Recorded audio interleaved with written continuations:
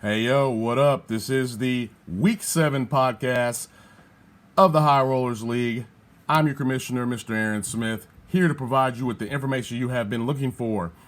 It is Friday night after the Thursday night game. I want to talk about Thursday night game real quick. The Denver Broncos absolutely annihilated them sorry Arizona Cardinals. Arizona, hang your season up. David Johnson, I think you got 11, 12, 13 points. That's okay for an average running back that you are. But your team is horrible. You're horrible. Your quarterback's horrible. Your receivers are old. Larry Fitzgerald needs to hang it up. The Arizona Cardinals have officially quit to allow the Denver Broncos to come to Arizona and utterly trash them on live Thursday Night Football. So, moving on into the podcast. This is week 7, everybody. We're about at the halfway point of the regular season. I'll start with my picks from last week. I went 7-5, 7-5 with my picks of the games for last week's fantasy week, with my year-to-date total being 40-32, 8 games above 500. I told y'all I was going to be above 500. I got off to a little rocky start, but I'm getting it on up there. Let's go into the high score of the week. The brand new high score of the week league record holder is the Groovy Newbie. 321 fantasy points last week. Made a big trade to acquire Melvin Gordon. Helped his team significantly, as you saw. It put him way up there to get. He had a good score to begin with, but Melvin Gordon added his 45 to it. Took a team that around 270 up to 321 to set the new record. Congrats, Groovy Newbie, on the good trade, as well as congrats on the high score of the week. The low score of the week is big balling, shot calling, should be no balling, no shot calling. 164 points is the low score of the week for this week. So let's talk a little bit about things going on in the NFL before we go further into the podcast. Number one, Devontae Freeman for the Atlanta Falcons has now hit the IR. So the teams that have Tevin Coleman and Smith, looks like you might have benefited from that, picking those guys up, having those handcuffs. Freeman on the IR now. The other 2 running backs will be taken over. Let's talk about Rob Gronkowski. I don't know what's going to happen with Gronk. I don't know how injured he is. He does not look like himself. He's a little bit of a piece of a man that he was maybe 4 years ago. I don't know what's up with Gronk. He is not the number 1 tight end anymore. To me, he's not even top 3 because he can't stay healthy, and he has not played very well for the last 2 years. So Gronk questionable for this week. I don't even know. I heard earlier today he didn't make the trip to Chicago. I don't know if he's going to play or not, but Gronk questionable could hurt a couple teams. Can you believe that Derek Anderson has injected himself back into real football? Derek Anderson is taking over the starting position for the Buffalo Bills. The Buffalo Bills are in big trouble. You guys should have kept Tyrod Taylor if you're going to start Derek Anderson and Josh Allen and all these bums, whoever the quarterback is for Liberty High School. That's who they're starting every week. I don't know what's going on with that team. They got a good defense, good running back. They got some okay receivers. They just ain't got nobody getting the ball. They got a good tight end. They have nobody getting the ball. It's horrible. Derek Anderson may help that team, but he is not somebody to be had in fantasy football. I don't know what's going on with Deshaun Watson and Hopkins. Both of those guys seem to be on the injury report every week. Hopkins was on the injury report last year, too. I noticed that at a point last year. I think I even mentioned it on one of the podcasts. And this guy's been on the injury report, I think, every week this year but one. He's on the injury report again. Usually what happens, they take him off on like Friday night, Saturday. I didn't see it before I went on air if they had taken him off or not. But Watson and Hopkins are both on the questionable list. I think they'll both play. They maybe have a good game, but that's something that's intriguing. You might want to watch because these guys are on the injury report every week.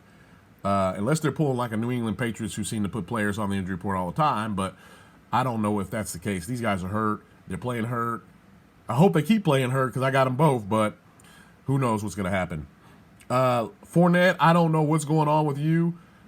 You may be even in trouble losing your job now because this afternoon I did see that the Jacksonville Jaguars made a trade to acquire Carlos Hyde to go with T.J. Yeldon for some depth. I guess Jamal Charles wasn't doing the job. Lord knows that his best days are behind him, but Carlos Hyde has now been acquired by the Jacksonville Jaguars to help the running game, so I don't know what's going to go on with Fournette. I don't know if he's really significantly hurt.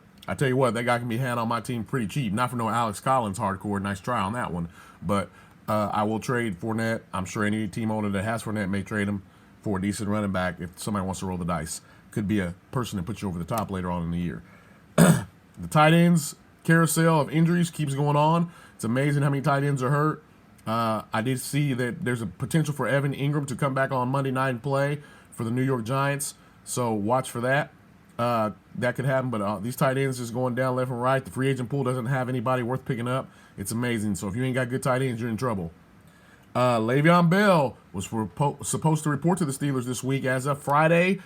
Today, he has not reported. They have not heard from him. I don't know what's going on, but what I do know for sure is that he's going to have to report to the Steelers by no later than week 10 if he wants to become a free agent next year and if he wants to play this year as well. I did say last week on the podcast that the information from the Steelers is that even if Bell does report, he will split carries, at least in the beginning, with Connor because Connor has proven his value to the Steelers and proven that he can play very well and start in this league as a running back. So my preference is just trade Le'Veon Bell and let him go to a different team and let Connor do his thing, and that would help a lot of teams out in this league. So a couple quick notes. Green Bay Packers played Monday night and barely pulled out a sneak victory against the Niners. Aaron Rodgers, man, he's a great quarterback. I don't know how they seem to come back at the end of games and win, but the Niners defense was solid against the Packers the whole game. And somehow they let that quarterback Beathard throw an interception, and the Packers took advantage of it and won the game. My Kansas City Chiefs, everybody's Kansas City Chiefs, fell a little bit short against the Patriots. First of all, I can't stand the Patriots, okay? Let's put that on the table. I cannot stand Tom Brady and the Patriots. They always figure out a way to win. The Chiefs did kick their butts last year up in New England, and we always seem to play them in New England, too. I don't get that, but I guarantee you that's going to change if the Chiefs keep winning. They'll be coming to Arrowhead for a playoff game, and we'll see what happens then. But Patrick Mahomes did really well. The first half, not so much. He threw a bad interception right before half, as everybody saw. He threw another interception right to the guy in the first quarter. Put the Chiefs in a little bit of a hole to start. They only scored 9 points, no touchdowns in the first half. Got 31 points in the second half, though. Team woke up. New England can't beat us, dude. We're gonna get them. We'll get revenge once the playoffs time comes around. As long as the Chiefs make it, New England make it, and we're gonna get revenge on that team. You can believe that because Andy Reid does not like the Patriots. He is just like me. He does not like them. Ever since back in Donovan McNabb days, he has not liked them. I don't like them either. So, one last note that I know there is a Sunday morning game. Starts at 8:30. In London, you got the Chargers versus the Tennessee Titans. So make sure your lineup's set for that. If you got players in that game, it has to be set prior to the start of that game for you to get credit for those players. Last but not least, Drew Brees. I'm a big fan of Drew Brees. Always have been. Everybody knows me, knows I love Brees. Rodgers, those are my two favorite quarterbacks. Peyton Manning was my favorite quarterback of all time. Drew Brees gets a chance to do something he has not done this in his illustrious career, and that is beat the Baltimore Ravens. Believe it or not, Drew Brees has not beaten the Ravens, the only team in the NFL that he has not beaten. There's some information for you that you may not have known. This week, he gets an opportunity to do so. So good luck to Drew Brees and the Saints against the Baltimore Ravens.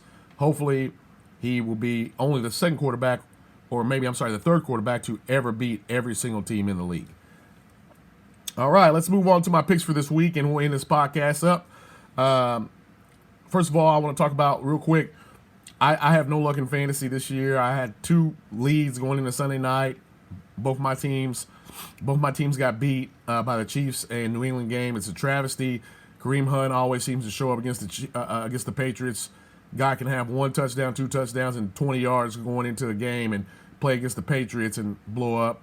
And Tyreek Hill has been missing in action the last couple weeks and somehow mysteriously catches 3 touchdowns against me this week. Nothing new for me. I'm used to it. I'm not going to trip off of it. It is what it is. I've accepted that fantasy football is 20% skill, 80% luck. So it is what it is. I'm going to go with the first matchup, Do You Believe in Magic versus Nothing But Trouble. I am picking Nothing But Trouble to get the victory over Do You Believe in Magic this week. 6165 Show against Playtime Is Over. I'm going with 6165 Show to get the victory this week against Playtime Is Over. Fig Jam against Big Ball and Shot Calling. I'm going with the one-win big ball and shot calling to pull the victory this week against Fig Jam.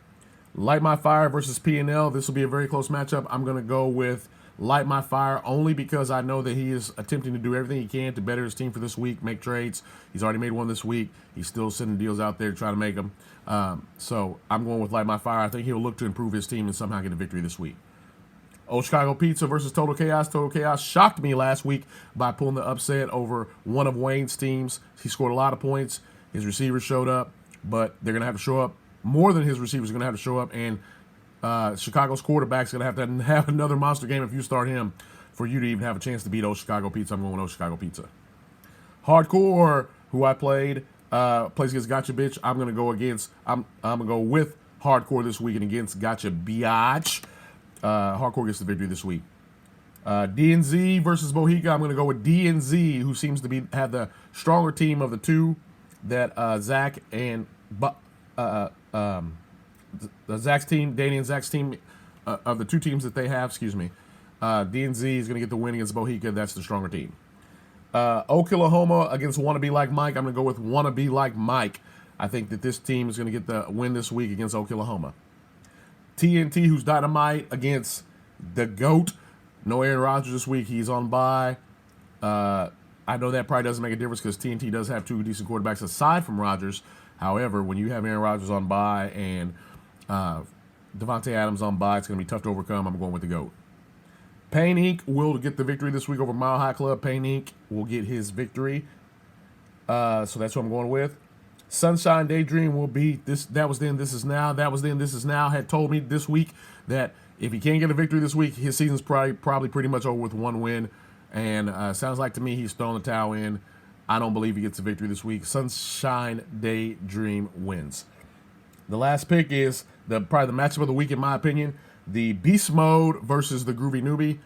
Both teams only have one loss. Both teams very strong. Both teams looking like they're playoff championship contenders. I'm going to go with Groovy Newbie to pull the upset over Beast Mode. Actually, it's not an upset because Groovy Newbie's favorite on the site. But I'm going to go with the Groovy Newbie, who scored the highest points last week. The addition of Melvin Gordon to beat Beast Mode this week. And that is all my picks. That will conclude Week 7 podcast. Thank you, everybody, for watching and playing in the High Rollers League. If you have any deals, let me know. The trade deadline is coming. It is kickoff Week 10. So get all your teams in order before the trade deadline. Any questions, comments, concerns, let me know. I'm Mr. Smith. Have a good day.